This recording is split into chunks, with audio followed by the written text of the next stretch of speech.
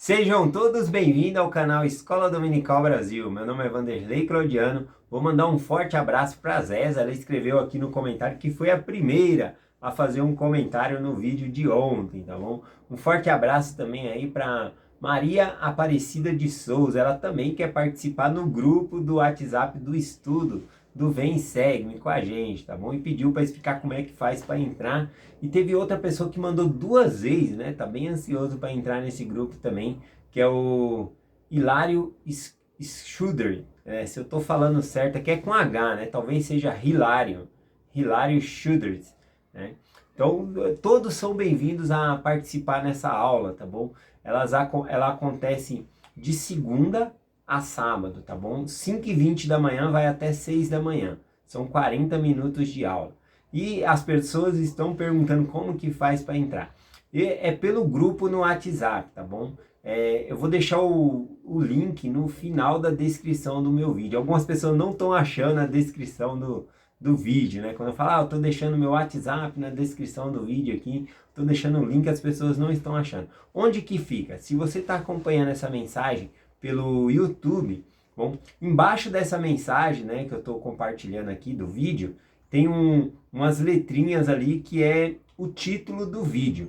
Bom, e do lado direito do título tem uma setinha ali, como se fosse um triângulozinho aberto, né, apontando para baixo. Você clica nesse triângulozinho que vai aparecer a descrição do vídeo, que são as escrituras que eu estou usando para compartilhar essa mensagem. Então eu coloco a referência dessas escrituras, algumas citações, às vezes eu coloco também. Quando alguém manda uma citação, eu coloco aqui também, para fortalecer o estudo, o conhecimento. Então, às vezes, compensa abrir a descrição do vídeo aí, tá bom? Então, nessa descrição, você vai até o final lá, que vai estar o link do grupo do WhatsApp do estudo 5h20 da manhã, tá bom? É só apertar ali e entrar. Se você não conseguir entrar no grupo, manda uma mensagem no meu WhatsApp, que também está aí no final da descrição do vídeo também, tá bom?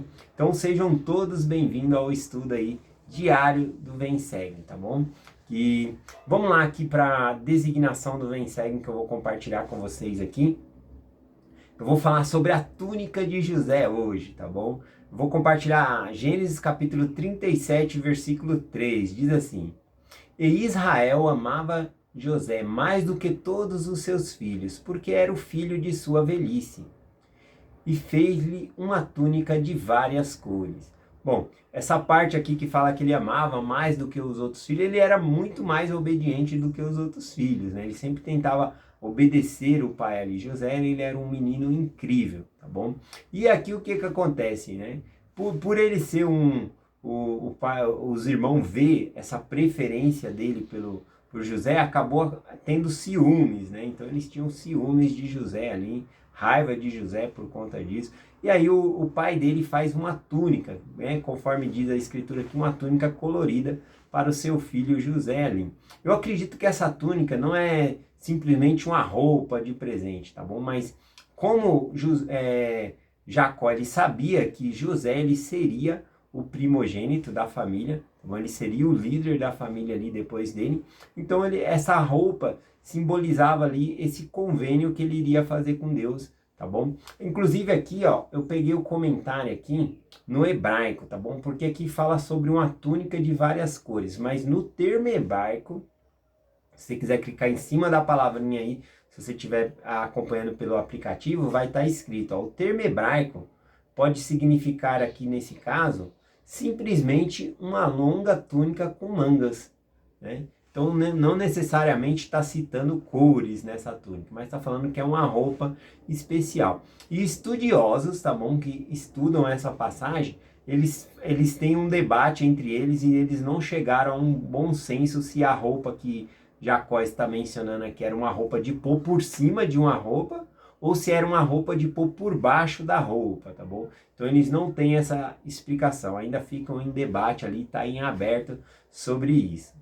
Bom, continuando aqui falando sobre essa túnica, eu acredito que realmente era era um sinal de um convênio que eles estavam fazendo com Deus. A gente vai falar muito sobre vestes, né, no Velho Testamento. A gente vê lá que Adão e Eva receberam suas vestes, né, matou o animal ali e fez túnicas, né, de peles de animal ali para eles. Nós vemos ali que no episódio de Noé, né? O filho dele tentou roubar as vestes dele também. Então sempre está relacionado com veste. A gente mais para frente vai estudar mais sobre isso também.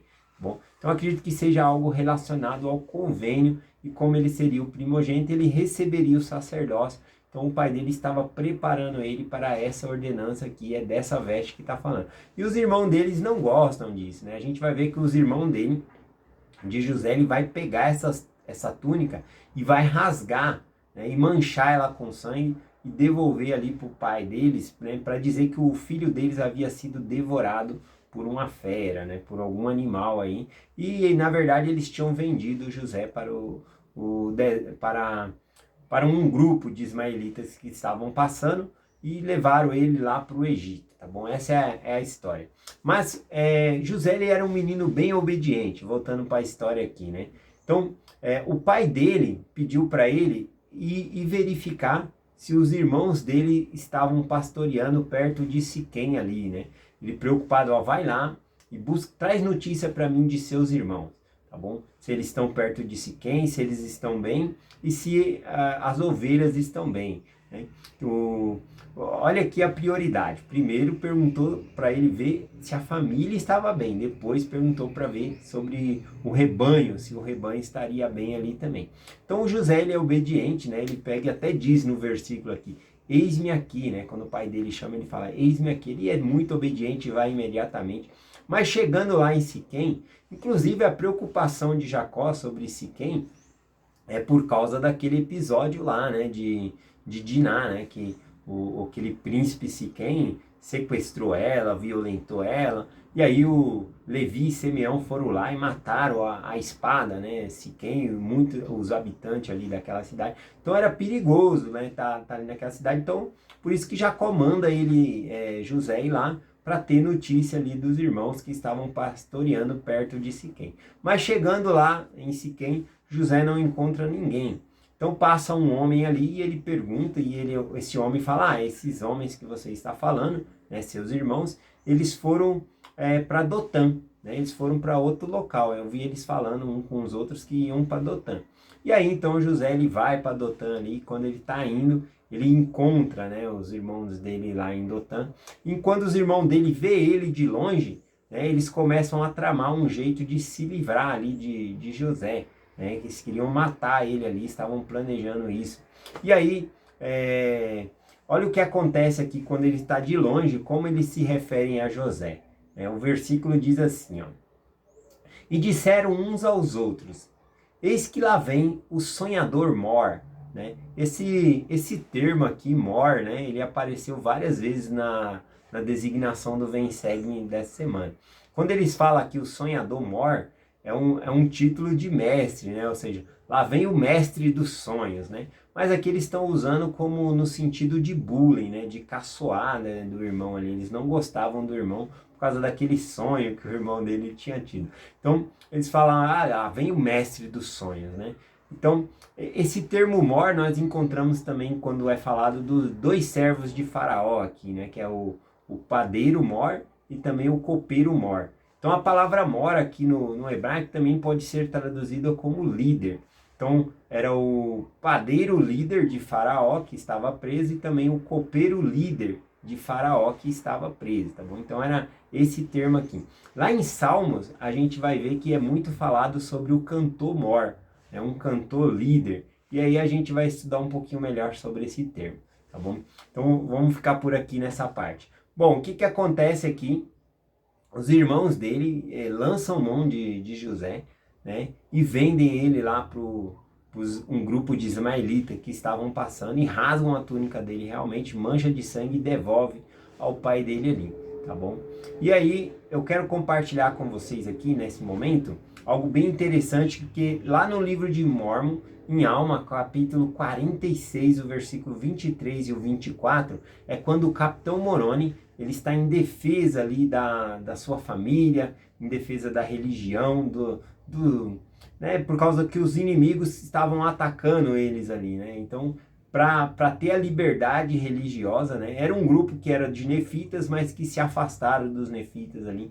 Então, em defesa da sua religião, da sua família, da liberdade religiosa, ele chama as pessoas para fazer convênio. E aqui nesses versículos mostra muito bem que o capitão Moroni, ele entende que essa túnica de José que havia sido rasgada simbolizava convênios. Olha só o que ele fala aqui, né, perante a multidão, quando ele estava ali chamando o povo para defender a liberdade religiosa ali. Tá bom? Ele diz assim, ó: Moroni disse-lhes: eis que somos um remanescente da semente de Jacó. Sim, somos um remanescente da semente de José, cuja túnica foi rasgada em muitos pedaços por seus irmãos. Sim, e agora eis que se devemos lembrar de guardar os mandamentos de Deus. Caso contrário, nossas vestes serão rasgadas por nossos irmãos e seremos atirados na prisão, ou vendidos ou mortos. Olha só como ele tinha conhecimento sobre aquela veste, né? Ele falou, olha, ele relacionou aquelas vestes a convênio. Ele falou, olha, se nós não guardarmos os mandamentos de Deus, nós seremos vendidos, né? Como escravos de nossos irmãos, ou seremos mortos. Então, ele coloca aqui como se fosse um convênio mesmo. É bem interessante quando ele fala aqui. E olha o que ele fala sobre Jacó, né? Quando ele pega essa túnica rasgada de José, né? O capitão Moroni aqui, ele tem essas informações por meio das placas de latão, tá bom? Quando trouxeram ali, quando o Nefe trouxe, né, os registros das placas de latão, tinha esses escritos na placa de latão.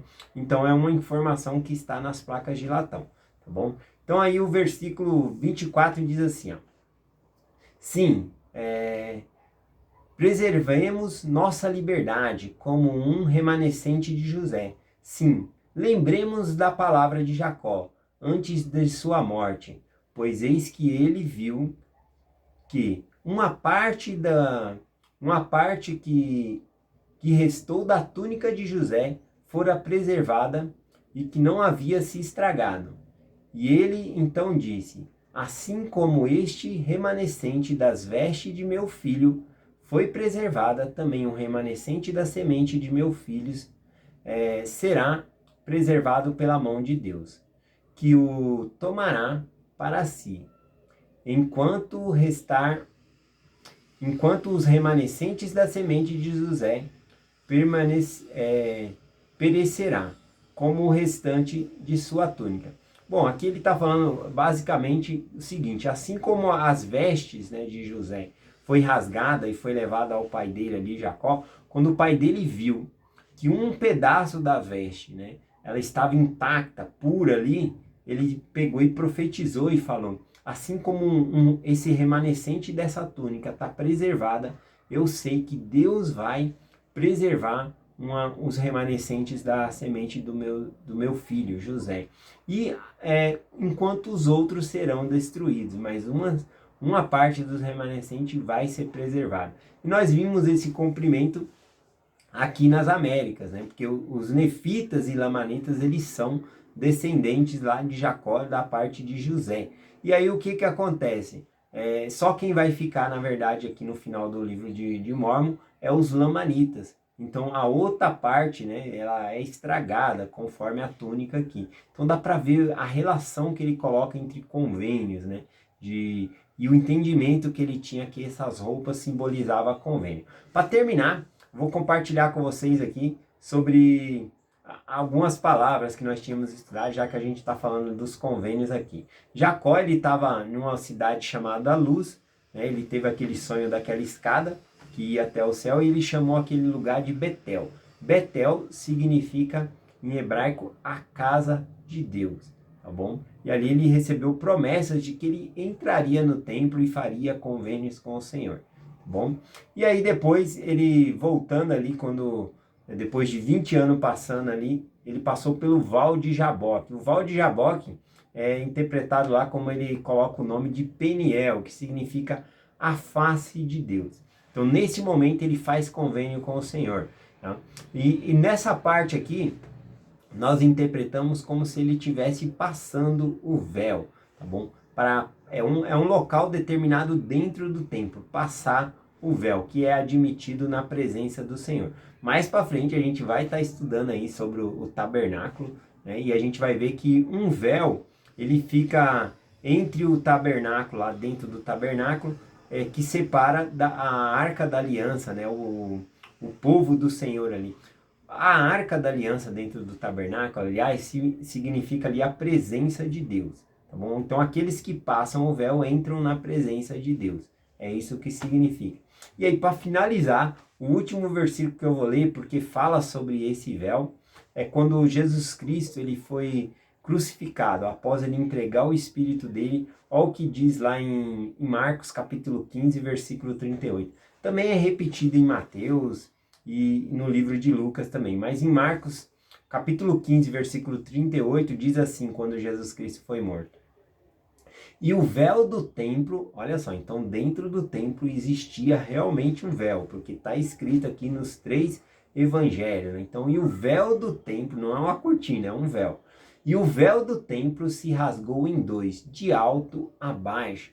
Bom, essa escritura é muito conhecida porque está nos 3 evangelhos ali, né? Está em Marcos, Mateus e Lucas, está nesses 3 ali. Mas o que simboliza isso? Que quando Jesus Cristo morreu, o véu ele foi rasgado, né, de cima a baixo, de alto a baixo, como está na escritura aqui. Significa que com a morte de Jesus Cristo, né, o véu foi rasgado, ou seja, as pessoas agora podem entrar na presença de Deus. Sem o sacrifício de Jesus Cristo, não poderíamos ser admitidos na presença de Deus. É isso que significa. Eu deixo essa mensagem com vocês, em nome de Jesus Cristo. Amém. Até amanhã.